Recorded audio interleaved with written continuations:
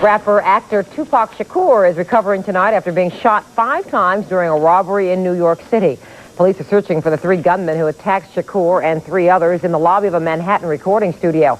Officers say Shakur was shot while trying to fight off his assailants.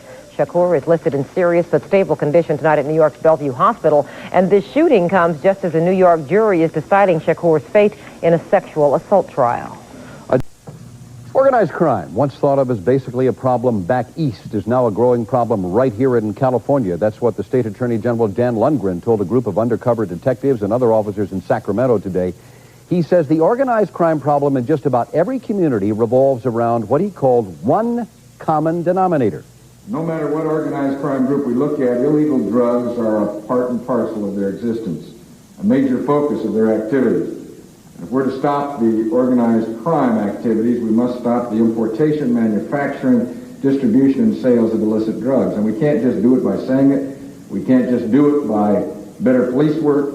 We have to get the word out in the communities that they have to work with us. Here is something that might shock you. Lundgren said that half of all the heroin and cocaine imported into the United States enters the country in California. So much shocking there. Well, a group of motion pictures and television stars today joined forces in the fight against gangs and drugs.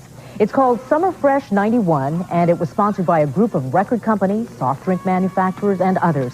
It was staged at the Watts Willowbrook Boys and Girls Club and was designed to entertain as well as to provide a strong message against violence. Also, what I want you guys to see is how good I'm doing, so you know you can do just as well as I'm doing. And I also want you guys to get your education, and I want you guys to listen to your parents, and I want you guys to see a drug dealer call the police. And among those appearing was John Singleton, the writer-director of the anti-gang film called Boys in the Hood. A reminder, too, that later on in this newscast, our Mark Brown continues his special report on children getting out of gangs alive. Yeah, part 1 last night, excellent. I trust tonight's will be equally so. Tonight. We begin tonight with the arrest of 3 suspects in the killing of D.C. police officer Oliver Smith. Tonight, investigators say all 3 men have criminal pasts and should not have been out on the streets.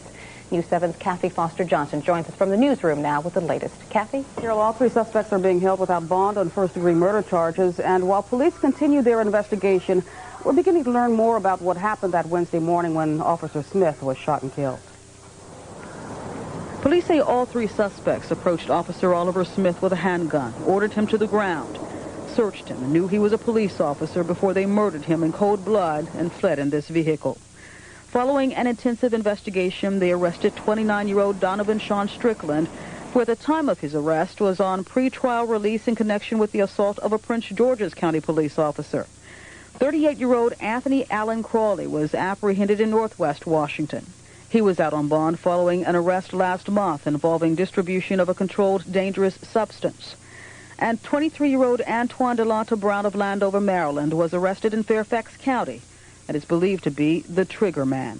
While still laying face down on the ground, Officer Smith was murdered, execution style, by 3 gunshot wounds at point-blank range to the back of his head. Police say all 3 suspects had long criminal records, and Chief Farrell says Smith's murder could have been prevented. He blames part of the problem on the judicial system. To see individuals that continually cycle through the system with relatively little punishment, to me, is a fraud on the public. Officer Smith was in plain clothes and off duty when he was robbed and murdered outside his Forestville apartment complex Wednesday morning. His body was discovered next to his vehicle, stripped of his badge, wallet, and Glock semi-automatic issued handgun. Smith had been with the D.C. police force for 2.5 years. He leaves behind a wife and a 5-year-old son. Now, police... Good evening. Some tense moments for customers and employees at a West Side Valley bank late this afternoon. An armed gunman fired off a shot inside the bank before demanding money. And as Lonnie Levitt reports, it was until after he had stolen a car and forced a police officer to crash into him that the suspect was taken into custody. Less than a half hour after the bank robbery, the police had in custody this man who stayed crouched down in the front seat to keep his identity a secret. The suspect led police on a high-speed chase. It finally ended when one officer rammed his police car into the suspect's. A bag with bundles of cash spilling out was found about a mile away on the side of the road.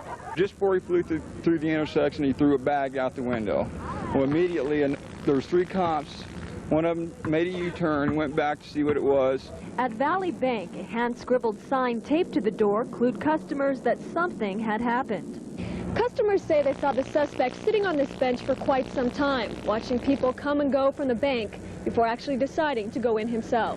This guy rushes in and says this is a hold-up, everybody on the floor, and with that he reached in, pulled the gun out, shot it into the air, and everybody thought it was a joke. Wegman says the shot sounded like a loud cap gun, but as the suspect ran from teller to gather up the money, Wegman says she soon realized it was not a joke. He told the lady to give him her keys, and he shot the middle of the roof, and the bullet's still in the bank. Sharon Galensky was the woman whose car the suspect commandeered. And all of a sudden he's on top of me and he says, "Give me the keys to your car." And I'm like, I couldn't get him out of my purse fast enough, and I hit the floor. And he says, "Hurry up." You know, and I handed him to him, and then he left, and then everybody took off, and then I just started crying. The police say a few minutes after taking off, the suspect ditched Galensky's car and got in the pickup that eventually ended up in the wreck. No one was injured. Lonnie Levitt, News 3 Nightside. The police have not released the suspect's name. Was heard. A would-be armed robber paid with his life this afternoon in South Philadelphia. Police say 2 store owners turned the tables on the armed man. Channel 3's Marge Pallo reports. Police descended on the crime scene at 22nd and Ellsworth. Scattered snack foods littered the floor of the tiny corner grocery.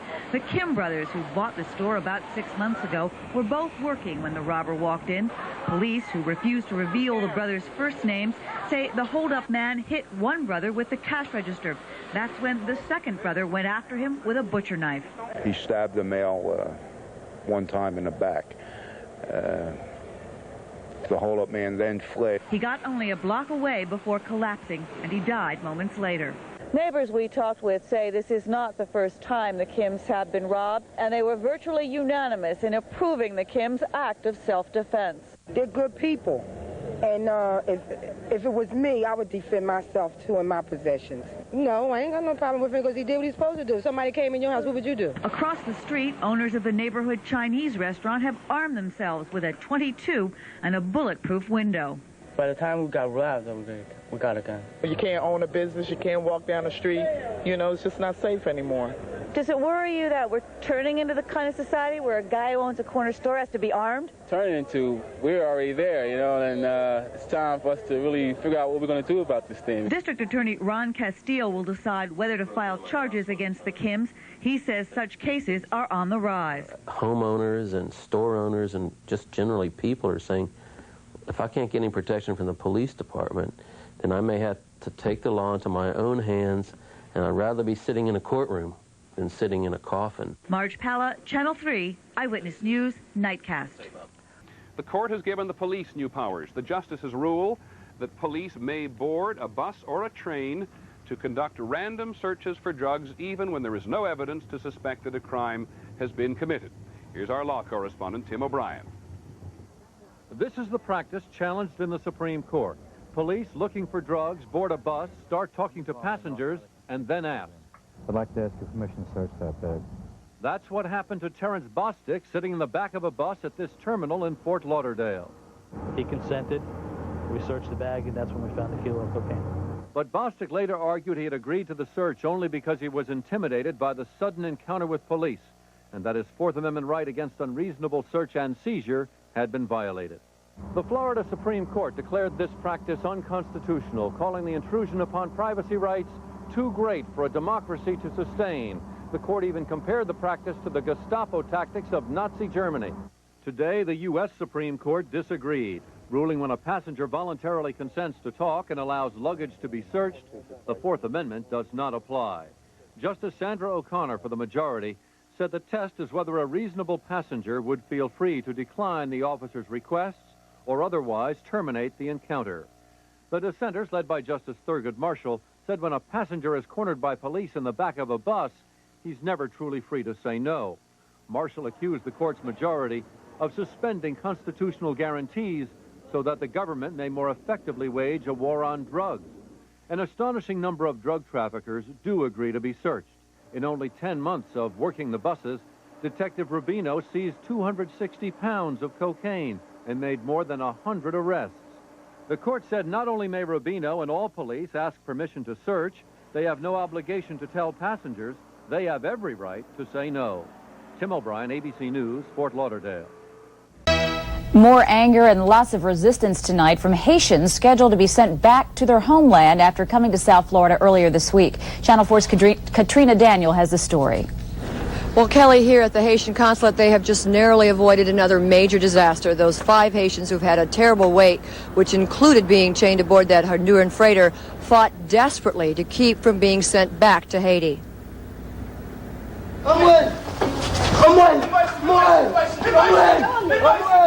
The youngest of the ill-fated crew, the 16-year-old Alfred Ismay, clung desperately to the tailpipe of a car.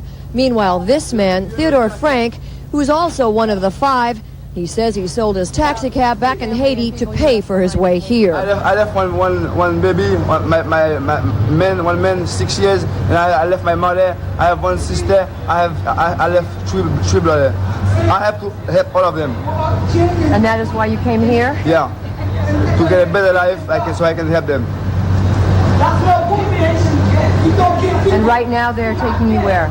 I don't know where exactly. They want to take me back to Haiti. I don't want to go back to Haiti.